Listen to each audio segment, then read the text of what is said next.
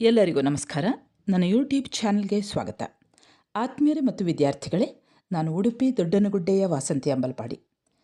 ವಿದ್ಯಾರ್ಥಿಗಳೇ ಹಾಗೂ ಆತ್ಮೀಯರೇ, ನೀವಿನ್ನೂ ನನ್ನ ಚಾನಲ್ಗೆ ಹೊಸಬರಾಗಿದ್ದಲ್ಲಿ ಮೊದಲು ಸಬ್ಸ್ಕ್ರೈಬ್ ಮಾಡುವುದನ್ನು ಮರೆಯದಿರಿ. ಹಾಗೆ ಒಂದು ಲೈಕ್ ಕೊಡಿ, ಕಮೆಂಟ್ ಮಾಡಿ ಮತ್ತು ನಿಮ್ಮ ಸ್ನೇಹಿತರಿಗೂ ಕೂಡ ಶೇರ್ ಮಾಡಿ. ವಿದ್ಯಾರ್ಥಿಗಳೇ, ಈಗ ನಾವು ಕಾತಾ ಚಿಕ್ಕಣ್ಣ ಇವರು ಬರೆದ ಓಡುವ ಗಿಡ ಮರಗಳೊಂದಿಗೆ ಅನ್ನುವಂತಹ ಕಥೆಯ ಪ್ರಶ್ನೋತ್ತರವನ್ನು ನೋಡೋಣ. ಕಾತಾ ಚಿಕ್ಕಣ್ಣ ಇವರು ಪ್ರಮುಖ ಕಥೆಗಾರರಾಗಿ ಕಾದಂಬರಿಕಾರರಾಗಿ ಬಹಳಷ್ಟು ಹೆಸರು ಮಾಡಿದ್ದಾರೆ. ಇವರು 1948ರಲ್ಲಿ ಮೈಸೂರು ಜಿಲ್ಲೆಯ ಕಾಳಮ್ಮನಕೊಪ್ಪಲು ಎಂಬಲ್ಲಿ ಜನಿಸಿದ ಇವರು ಕರ್ನಾಟಕ ಸರ್ಕಾರದಲ್ಲಿ ಅಧಿಕಾರಿಯಾಗಿ ಕಾರ್ಯವನ್ನು ನಿರ್ವಹಿಸಿದವರು. ಕಾತಾ ಚಿಕ್ಕಣ್ಣ ಇವರು ಸಾಹಿತ್ಯದ ವಿವಿಧ ಪ್ರಕಾರಗಳಲ್ಲಿ ಕೃಷಿ ಮಾಡಿದ್ದಾರೆ. ಅನೇಕ ಕೃತಿಗಳನ್ನು ಕೂಡ ಬರೆದಿದ್ದಾರೆ. ಅವುಗಳಲ್ಲಿ ಮುಖ್ಯವಾದದ್ದು ಬಿಳಲು ಬಿಟ್ಟ ಬದುಕು, ಒಡಲುರಿ, ವಾಸನಾಮಯ, ಬದುಕಿನ ಆಚೆ ಈಚೆ ಇವುಗಳು ಇವರ ಕಥಾ ಸಂಕಲನಗಳು. ಇನ್ನು ಒಂದೆರಡು ಕಾದಂಬರಿಗಳನ್ನು ಬರೆದಿದ್ದಾರೆ. ಮುಂಜಾವು, ದಂಡೆ ಅನ್ನುವಂಥದ್ದು ಅವುಗಳ ಹೆಸರು. ಇವಲ್ಲದೆ ನಾಟಕ, ಪ್ರಬಂಧ ಸಂಕಲನ, ಕವನ ಸಂಕಲನ, ವಿಮರ್ಶಾ ಲೇಖನಗಳನ್ನು ಕೂಡ ಪ್ರಕಟಿಸಿದ್ದಾರೆ. ಇನ್ನು ಇವರಿಗೆ ಹಲವಾರು ಪ್ರಶಸ್ತಿಗಳು ಕೂಡ ಲಭಿಸಿವೆ. ಕಾತಾ ಚಿಕ್ಕಣ್ಣನವರಿಗೆ ಕರ್ನಾಟಕ ಸಾಹಿತ್ಯ ಅಕಾಡೆಮಿಯ ಪುಸ್ತಕ ಬಹುಮಾನ, ವರ್ಧಮಾನ ಪ್ರಶಸ್ತಿ ಕೂಡ ಬಂದಿದೆ. ಇವರ ಆರಂಭದ ಹಂತದ ಕಥೆಗಳನ್ನು ದಲಿತ ಬಂಡಾಯ ಚೌಕಟ್ಟಿನ ಕಥೆಗಳು ಎಂದು ವಿಮರ್ಶಕರು ಗುರುತಿಸುತ್ತಾರೆ. ಗ್ರಾಮೀಣ ಪರಿಸರದ ಅನುಭವಗಳನ್ನು ಕಥೆಯನ್ನಾಗಿಸುವುದರಲ್ಲಿ ಇವರು ಸಿದ್ಧಹಸ್ತರಾಗಿದ್ದಾರೆ. ಸರಿ, ಈಗ ನಾವು ಓಡುವ ಗಿಡ ಮರಗಳೊಂದಿಗೆ ಈ ಪಾಠಕ್ಕೆ ಸಂಬಂಧಿಸಿದ ಹಾಗೆ ಪ್ರಶ್ನೆಗಳನ್ನು, ಉತ್ತರಗಳನ್ನು ಗಮನಿಸೋಣ. ಮೊದಲ ಪ್ರಶ್ನೆ ನೋಡಿ. ಒಟ್ಟಿಗೆ 3 ಪ್ರಶ್ನೆಗಳಿವೆ. 8 ಅಂಕದ 3 ಪ್ರಶ್ನೆಗಳು. ಇವುಗಳಲ್ಲಿ ಯಾವ ಪ್ರಶ್ನೆ ಬಂದರೂ ಕೂಡ ನಾನು ಮುಂದೆ ಹೇಳುವಂತಹ ಉತ್ತರವನ್ನೇ ಬರೆಯಿರಿ. ಮೊದಲ ಪ್ರಶ್ನೆ, ರೈಲು ಪ್ರಯಾಣದ ಅನುಭವ ಕಥೆಯಲ್ಲಿ ಹೇಗೆ ಚಿತ್ರಿತವಾಗಿದೆ? ಎರಡನೇ ಪ್ರಶ್ನೆ, ಹಿಂದಕ್ಕೆ ಓಡುವ ಚಿತ್ರಗಳು ಕೈಗೆಟುಕದ ಬದುಕಿನ ಸಂಕೇತವಾಗಿ ಮೂಡಿಬಂದ ಬಗೆಯನ್ನು ತಿಳಿಸಿರಿ. ಮೂರನೇ ಪ್ರಶ್ನೆ, ಬಡತನದ ದಾರುಣತೆಯನ್ನು ಕಥೆಯಲ್ಲಿ ಸೂಕ್ಷ್ಮವಾಗಿ ಚಿತ್ರಿತವಾದ ಬಗೆಯನ್ನು ವಿವರಿಸಿರಿ. ಉತ್ತರ ನೋಡಿ.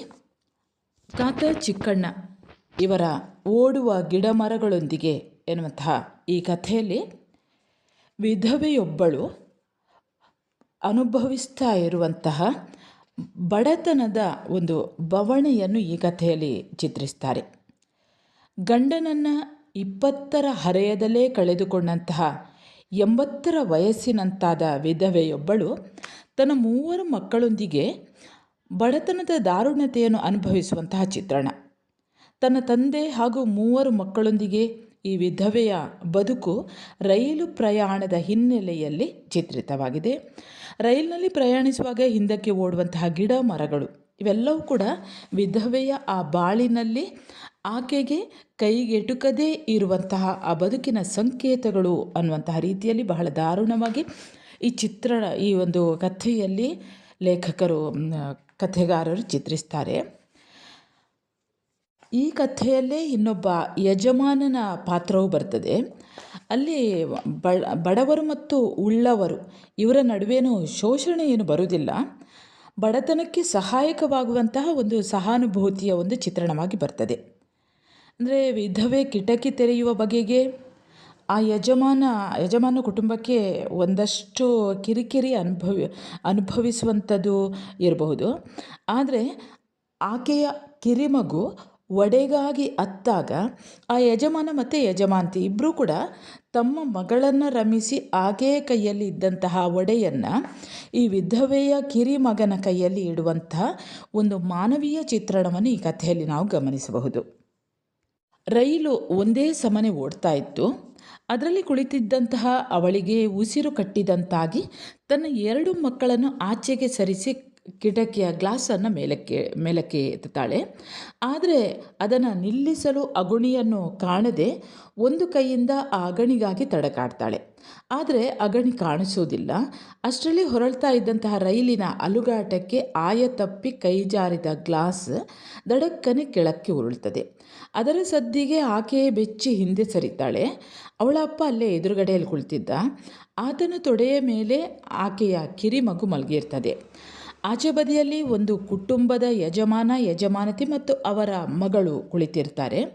ಮಗಳ ಒದ್ದಾಟವನ್ನು ಕಂಡಂತಹ ಅಪ್ಪ ಕಿಟಕಿಯ ಗ್ಲಾಸನ್ನು ಎತ್ತಿ ಮೇಲ್ಭಾಗದಲ್ಲಿ ಮಡಚಿಕೊಂಡಿದ್ದಂಥ ಒಂದು ಕೊಂಡಿಯೊಂದಕ್ಕೆ ಆಸರೆ ಮಾಡಿ ನಿಲ್ಲಿಸ್ತಾನೆ. ಈಗ ತೆರೆದ ಕಿಟಕಿಯಿಂದ ಗಾಳಿ ರಭಸವಾಗಿ ಒಳನುಗ್ತದೆ. ತಾತನಿಗೆ ಕಥೆಯನ್ನು ಹೇಳಲು ಸೇರಿಕೊಂಡಿದ್ದಂತಹ ಮಕ್ಕಳು ಆ ಕಥೆಯನ್ನು ಅನಂತರ ಹೇಳಲು ಹೇಳಿ ಕಿಟಕಿಯ ಬಳಿಗೆ ಓಡ್ಕೊಂಡು ಬಂದು ನಿಲ್ತಾರೆ. ಆಕೆ ಅಂದರೆ ಆ ಮಕ್ಕಳ ತಾಯಿ ಹಿತವಾದ ಗಾಳಿಯ ಕಮ್ಮನೆ ವಾಸನೆಯನ್ನು ಹೀರುತ್ತಾ ತನ್ನೆರಡು ಮಕ್ಕಳ ಸಂದಿಯಿಂದ ತಾನೂ ಮುಖ ತೂರಿ ಹೊರಗೆ ನೋಡ್ತಾ ಇರ್ತಾಳೆ. ಹೊರಗೆ ತುಂಬಿ ತುಳುಕ್ತಾ ಇದ್ದ ಗದ್ದೆಯ ಹಸಿರು, ಹುಲ್ಲು, ಮರ, ಗಿಡ, ಬಂಡೆ, ಹಳ್ಳ ಕೊಳ್ಳಗಳೆಲ್ಲ ರೈಲಿನಷ್ಟೇ ವೇಗವಾಗಿ ಹಿಂದಕ್ಕೆ ಹೋಗ್ತಾ ಇದ್ವು. ಎದುರು ಕುಳಿತಿದ್ದ ಯಜಮಾನರು ಗಾಳಿಗೆ ಹಾರಾಡ್ತಾ ಇದ್ದಂತಹ ತಮ್ಮ ಮಗಳ ಮುಂಗುರುಳನ್ನು ನೀವುತ್ತಾ ಕಿಟಕಿ ಮುಚ್ಚುವಂತೆ ಗದರ್ತಾರೆ. ಆ ಗದ್ದಲಕ್ಕೆ ಬೆದರಿದಂತಹ ಮಕ್ಕಳು ಅವ್ವ ಎಲ್ಲಿ ಕಿಟಕಿ ಮುಚ್ಚಿಬಿಡುತ್ತಾಳೋ ಎಂದು ಆತಂಕದಿಂದ ತಮ್ಮ ಅಮ್ಮನ ಮುಖವನ್ನು ನೋಡ್ತವೆ. ಆದರೆ ದುರುಗುಟ್ಟಿ ನೋಡ್ತಾ ಇದ್ದಂತಹ ಯಜಮಾನರ ದೃಷ್ಟಿಯನ್ನು ಎದುರಿಸಲಾರದೆ ಯವ್ವ ಕಿಟಕಿ ಮುಚ್ಚಿಬಿಡ್ತಾಳೆ. ಆ ಯಜಮಾನ ಮುಸುಂಬಿ ತೊಳೆಯನ್ನು ಮಗಳಿಗೆ ತಿನ್ನಿಸತೊಡಗ್ತಾನೆ. ಯಜಮಾನತಿ ತಿಂದು ಮುಗಿಸಿದ್ದ ಮುಸುಂಬಿ ಸಿಪ್ಪೆಯನ್ನು ಆಚೆಗೆ ಎಸೆಯಲು ಕಿಟಕಿ ಗ್ಲಾಸ್ ತೆಗೆಯುವಂತೆ ಅವಳಿಗೆ ಹೇಳ್ತಾರೆ. ಅದನ್ನೇ ಕಾಯ್ತಾ ಇದ್ದವಳಂತೆ ಇವಳು ಗ್ಲಾಸನ್ನು ದಡಕ್ಕನೆ ಮೇಲೆತ್ತುತ್ತಾಳೆ. ಮಕ್ಕಳು ಪುನಃ ನಾ ಮುಂದು ತಾ ಮುಂದು ಅಂತ ಕಿಟಕಿಯ ಹತ್ತಿರ ಓಡ್ಕೊಂಡು ಬರ್ತಾರೆ. ಗಾಳಿಯ ರಭಸ ಜಾಸ್ತಿ ಆಗ್ತದೆ. ಗ್ಲಾಸನ್ನು ಹಾಕುವ ಹಾಗೆ ಆಕೆಯ ಅಲ್ಲೇ ಕುಳಿತದಂತಹ ಯಜಮಾನತಿ ಹೇಳ್ತಾಳೆ. ಆದರೆ ಹಸಿರಿನಾಚೆಯ ಅನಂತತೆಯ ಒಳಗೆ ಹೊಕ್ಕಿದ್ದ ಅವಳು 5 ನಿಮಿಷವಾದರೂ ಗ್ಲಾಸ್ ಇಳಿಸುವ ಸೂಚನೆ ನೀಡದೇ ಇರುವುದನ್ನು ಕಂಡು ಯಜಮಾನತಿ ಮತ್ತೊಮ್ಮೆ ಗಟ್ಟಿಯಾಗಿ ಹೇಳ್ತಾಳೆ. ಮಕ್ಕಳು ಆತಂಕದಿಂದ ಅವನ ಮುಖವನ್ನು ನೋಡ್ತಾವೆ. ಅವಳು ನಿಧಾನಕ್ಕೆ ತಿರುಗ್ತಾಳೆ. ಮಗಳು ಕಿಟಕಿ ಮುಚ್ಚದಂತೆ ಅವ್ವನ ಕಿವಿಯಲ್ಲಿ ಪಿಸುಗುಡ್ತಾಳೆ. ಆದರೆ ಅವಳು ಕೇಳಿಸದಂತೆ ಕುಳಿತಿದ್ದರಿಂದ ಈ ಸಲ ಯಜಮಾನರು ಕಿಟಕಿ ಹಾಕುವಂತೆ ರೋಪ್ ಮಾಡ್ತಾರೆ, ಅಂದರೆ ಜೋರಾಗಿ ಹೇಳ್ತಾರೆ. ಇವಳು ಆ ಮಾತನ್ನು ಕೇಳಿದ ತಕ್ಷಣ ಗ್ಲಾಸನ್ನು ಇಳಿಬಿಡ್ತಾಳೆ.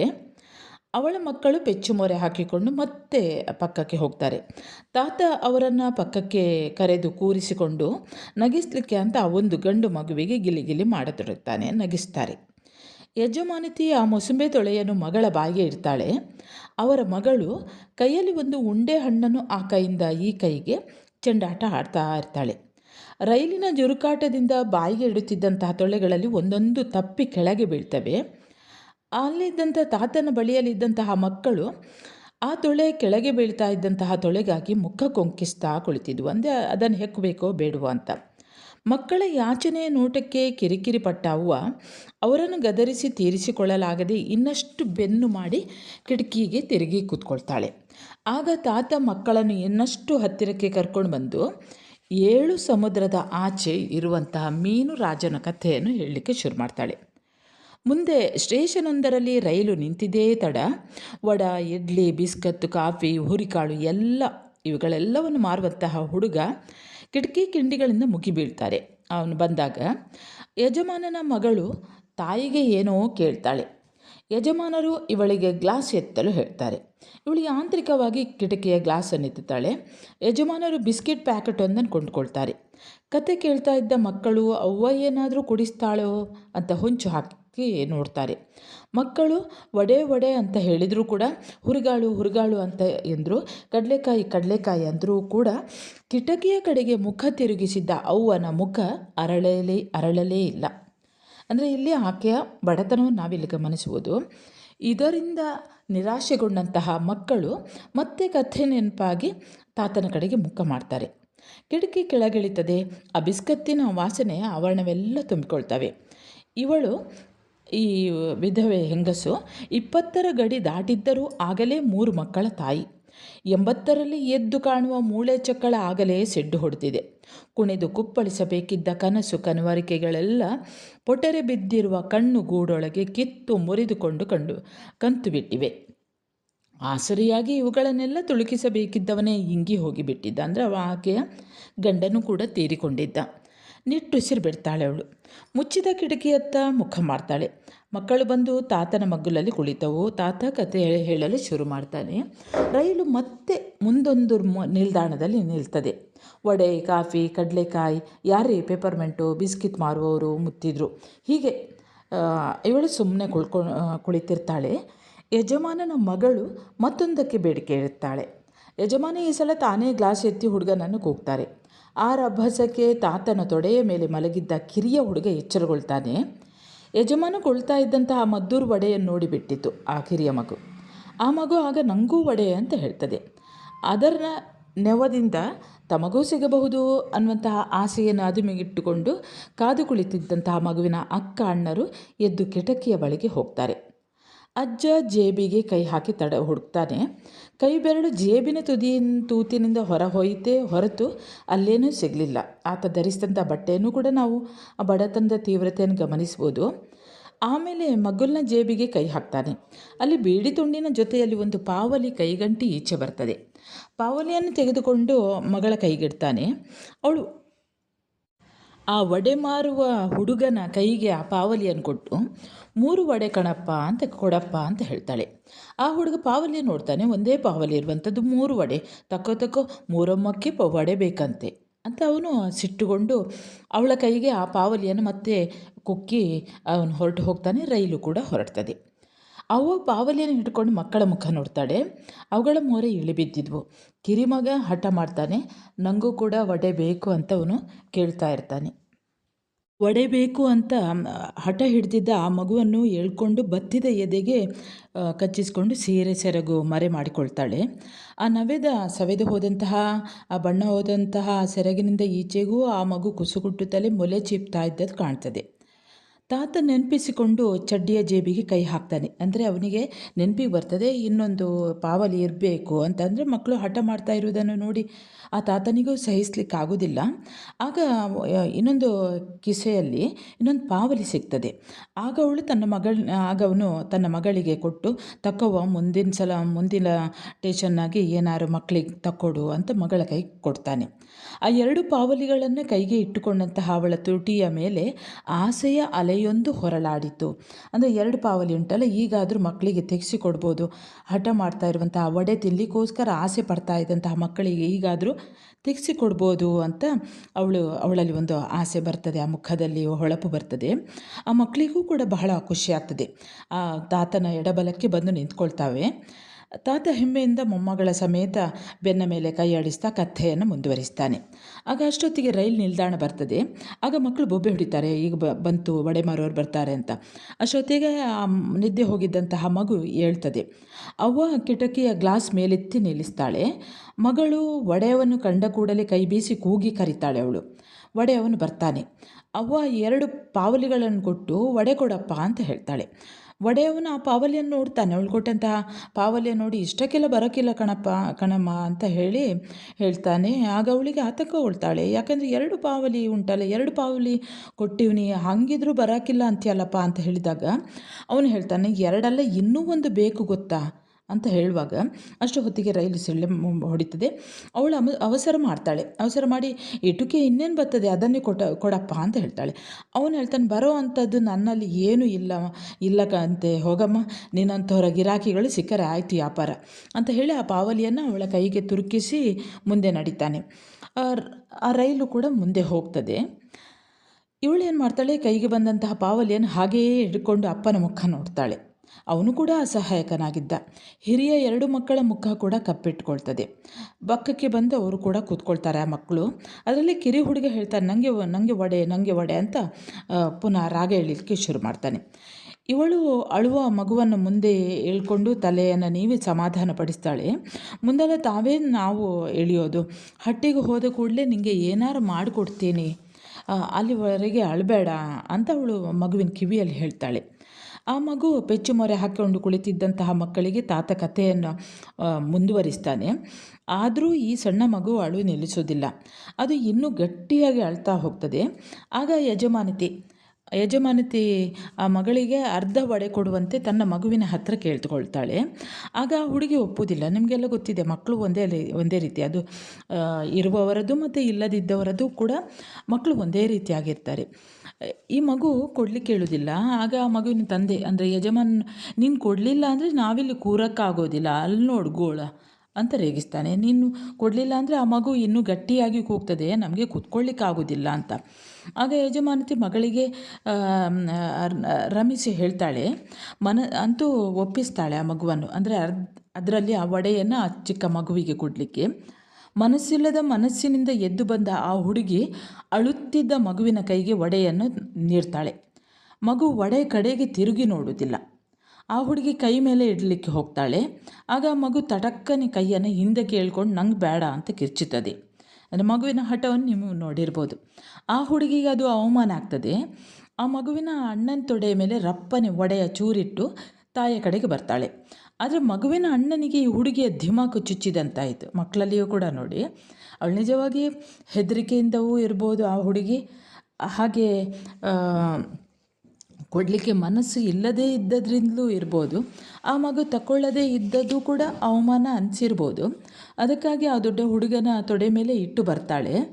ಆದರೆ ಅವಳು ಇಟ್ಟಾಗ, ಆ ವಡೆಯನ್ನು ಇಟ್ಟಾಗ ಈ ಹುಡುಗನಿಗೆ ಅವಮಾನ ಆಗ್ತದೆ. ಅವನೇನು ಮಾಡ್ತಾನೆಂದರೆ ತೊಡೆಯ ಮೇಲೆ ಕುಕ್ಕಿದಂಥ ಆ ವಡೆಯ ಚೂರನ್ನು ಎತ್ತಿ ಕಿಟಕಿಯ ಕಡೆಗೆ ಬಿಸಾಡಿ ಬಿಡ್ತಾನೆ. ಅದು ಹಾಕಿದ್ದ ಆ ಕಿಟಕಿ ಗ್ಲಾಸಿಗೆ ಬಡಿದು ಪುಡಿ ಪುಡಿಯಾಗಿ ಅದು ಕೆಳಗೆ ಉದುರ್ತದೆ. ಅವ್ವ ಕೋಪದಿಂದ ಕುದಿದು 3 ಮಕ್ಕಳನ್ನು ಕಿಟಕಿಯತ್ತ ತಳ್ಳಿ ನಿಲ್ಲಿಸ್ತಾಳೆ. ಅವಳಿಗೂ ಅವಮಾನ ಆಗ್ತದೆ. ಆ ಉಳ್ಳವರ ಮಗು ವಡೆಯನ್ನು ತಂದು ಕೊಟ್ಟಿದೆ, ಅದನ್ನು ಸರಿಯಾಗಿ ಈ ಮಕ್ಕಳು, ತನ್ನ ಮಕ್ಕಳು ತೆಗೆದುಕೊಳ್ಳಿಲ್ಲಲ್ಲ, ಅದು ದೊಡ್ಡವರ ಮಗಳು ಕೊಟ್ಟಂತಹ ಆ ಒಂದು ವಡೆ. ಇವಳಿಗೆ ತಾಯಿಗೂ ಅವಮಾನ ಆಗ್ತದೆ. ಅವಳು ಸಿಟ್ಟಿಂದ ಆ ಮಕ್ಕಳನ್ನು 3ರನ್ನು ಕೂಡ ನಿಲ್ಲಿಸಿಬಿಡ್ತಾಳೆ. ಮಕ್ಕಳು ಬಿಕ್ಕು ಬಿಕ್ಕುತ್ತಾ ಆ ಬಿಕ್ಕಳಿಕೆಯನ್ನು ನುಂಗಿಕೊಂಡು ರೈಲಿನ ವೇಗಕ್ಕೆ ಹತ್ತಿರ ಬಂದಷ್ಟೇ ರಭಸವಾಗಿ ಸರಿದು ಹೋಗ್ತಾ ಇದ್ದಂತಹ ಹೊರಗಿನ ದೃಶ್ಯದ ಕೌತುಕಕ್ಕೆ ಪಕ್ಕಾಗಿ ನೋಡುತ್ತಾ ನಿಂತುಕೊಂಡವು. ಈ ಮಕ್ಕಳು ಹೊರಗಡೆ ನೋಡ್ತಾ ನಿಂತ್ಕೊಳ್ತಾರೆ. ಇವಿಷ್ಟು ಈ ಪ್ರಶ್ನೆಯ ಉತ್ತರ ವಿದ್ಯಾರ್ಥಿಗಳೇ. ಇನ್ನು 5 ಅಂಕದ ಒಂದು ಪ್ರಶ್ನೆ ಇದೆ ನೋಡಿ. ಓಡುವ ಗಿಡ ಮರಗಳೊಂದಿಗೆ ಕಥೆಯ ಸ್ವಾರಸ್ಯವನ್ನು ನಿರೂಪಿಸಿರಿ. ಇದೇ ಕಥೆಯನ್ನು ಸ್ವಲ್ಪ ವಿವರಣೆ ಕೊಟ್ಟು ಸಂಕ್ಷಿಪ್ತವಾಗಿ ಸ್ವಲ್ಪ ಚಿಕ್ಕದಾಗಿ ಬರೀರಿ, ಯಾಕಂದರೆ ಇಲ್ಲಿ ಇರುವಂಥದ್ದು 5 ಅಂಕದ ಪ್ರಶ್ನೆ ಇದು. ಮುಂದೆ ಸಂದರ್ಭ ಸೂಚಿಸಿ ಸ್ವಾರಸ್ಯ ಬರೆಯಿರಿ. 1ನೇ ಪ್ರಶ್ನೆ ನೋಡಿ, ನಂಗೂ ವಡೆ ಬೇಕು. ಈ ಮೇಲಿನ ಸಾಲನ್ನು ತ ಚಿಕ್ಕಣ್ಣನವರ ಓಡುವ ಗಿಡ ಮರಗಳೊಂದಿಗೆ ಎಂಬ ಕಥೆಯಿಂದ ಆರಿಸಿಕೊಳ್ಳಲಾಗಿದೆ. ತನಗೂ ವಡೆ ಬೇಕು ಎಂದು ಹೇಳುವ ಸಂದರ್ಭದಲ್ಲಿ ಕಿರಿಯ ಮಗು ತನ್ನ ತಾತ ಮತ್ತು ಅವ್ವನಿಗೆ ಈ ಮಾತನ್ನು ಹೇಳ್ತದೆ. ಯಜಮಾನರ ಮಗಳು ವಡೆ ತಿನ್ನುವುದನ್ನು ಕಂಡ ವಿಧವೆಯ ಕಿರಿಯ ಮಗನಿಗೂ ವಡೆ ತಿನ್ನುವ ಆಸೆ ಆಗ್ತದೆ. ಆಗ ವಿಧವೆ ತಾಯಿ ತನ್ನ ತಂದೆ ತನಗೆ ಕೊಟ್ಟ ಪಾವಲಿಯೊಂದನ್ನು ವಡೆ ಮಾರುವ ಹುಡುಗನ ಕೈಗಿಟ್ಟು 3 ವಡೆ ಕೊಡುವಂತೆ ಹೇಳ್ತಾಳೆ. ಆದರೆ ಆ ಹುಡುಗ ಪಾವಲಿ ಒಂದಕ್ಕೆ 3 ವಡೆ ಬರುವುದಿಲ್ಲ ಅಂತ ಹೇಳಿ ಆ ಪಾವಲಿಯನ್ನು ಅವಳ ಕೈಗಿಟ್ಟು ಮುಂದೆ ಹೋಗ್ತಾನೆ. ಪಾವಲಿಯನ್ನು ಹಾಗೆಯೇ ಕೈಯಲ್ಲಿ ಇಟ್ಕೊಂಡಂತಹ ಆ ವಿಧವೆ ಮಕ್ಕಳ ಮುಖವನ್ನು ನೋಡ್ತಾಳೆ.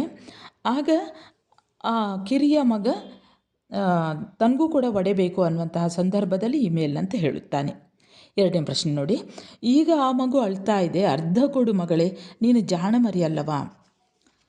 ಉತ್ತರ ನೋಡಿ, ಈ ಮೇಲಿನ ಸಾಲನ್ನು ಕಾತ ಚಿಕ್ಕಣ್ಣನವರ ಓಡುವ ಗಿಡ ಮರಗಳೊಂದಿಗೆ ಎಂಬ ಕಥೆಯಿಂದ ಆರಿಸಿಕೊಳ್ಳಲಾಗಿದೆ.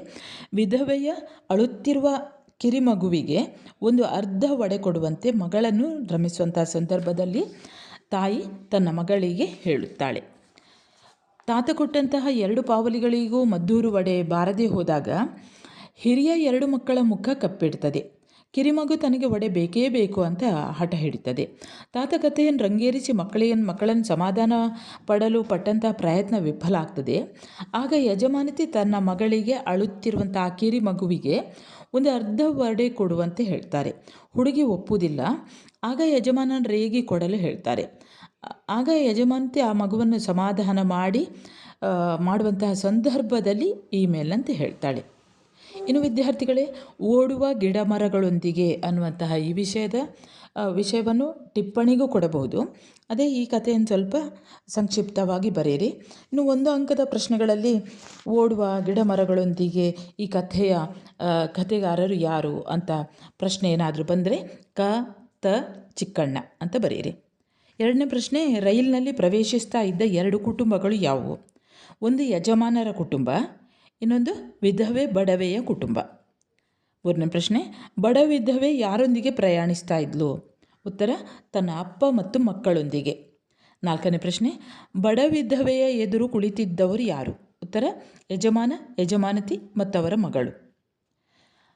ಮುಂದಿನ ಪ್ರಶ್ನೆ, ತಾತನ ತೊಡೆಯ ಮೇಲೆ ಮಲಗಿದ್ದ ಮಗು ಯಾರು? ಉತ್ತರ, ಕಿರಿಯ ಮಗು, ಬಡ ವಿಧವೆಯ ಕಿರಿಯ ಮಗು. ಮುಂದಿನ ಪ್ರಶ್ನೆ, ಬಡ ವಿಧವೆಗೆ ಮಕ್ಕಳು ಎಷ್ಟು? ಉತ್ತರ, 3. ಮುಂದಿನ ಪ್ರಶ್ನೆ, ಒಡೆಬೇಕು ಎಂದು ರಾಗ ಎಳೆದವರು ಯಾರು? ಉತ್ತರ, ಕಿರಿಮಗು. 8ನೇ ಪ್ರಶ್ನೆ, ವಿಧವೆಯ ಬಡತನದ ದಾರುಣತೆ ಎಷ್ಟು? ಉತ್ತರ, ಅಳುವ ಮಕ್ಕಳಿಗೆ 3 ಒಡೆಯನ್ನು ಕೊಡಿಸಲಾಗದಷ್ಟು. ಕೊನೆಯ ಪ್ರಶ್ನೆ, ಕಿರಿಮಗುವಿನ ಮೇಲೆ ಕರುಣೆ ತೋರಿದವರು ಯಾರು? ಉತ್ತರ, ಯಜಮಾನ, ಯಜಮಾನತಿ. ಸರಿ ವಿದ್ಯಾರ್ಥಿಗಳೇ, ಇಲ್ಲಿಗೆ ಕಾತ ಚಿಕ್ಕಣ್ಣ ಬರೆದ ಗಿಡ ಮರಗಳೊಂದಿಗೆ ಅನ್ನುವಂತಹ ಕಥೆಯ ಪ್ರಶ್ನೋತ್ತರಗಳು ಮುಕ್ತಾಯವಾಗ್ತದೆ. ವಿದ್ಯಾರ್ಥಿಗಳೇ, ನಿಮಗೆ ಯಾವುದಾದ್ರೂ ಕೂಡ ಪಾಠವನ್ನು ಮಾಡಬೇಕು ಅಂತ ಇದ್ದರೆ ಕಮೆಂಟ್ ಮಾಡಿ, ಕೂಡಲೇ ಅಪ್ಲೋಡ್ ಮಾಡ್ತೇನೆ. ಸರಿ ವಿದ್ಯಾರ್ಥಿಗಳೇ, ಇನ್ನೊಂದು ಹೊಸ ವಿಷಯದೊಂದಿಗೆ ಮತ್ತೆ ಬರುತ್ತೇನೆ. ಅಲ್ಲಿಯವರೆಗೆ ನಮಸ್ಕಾರ.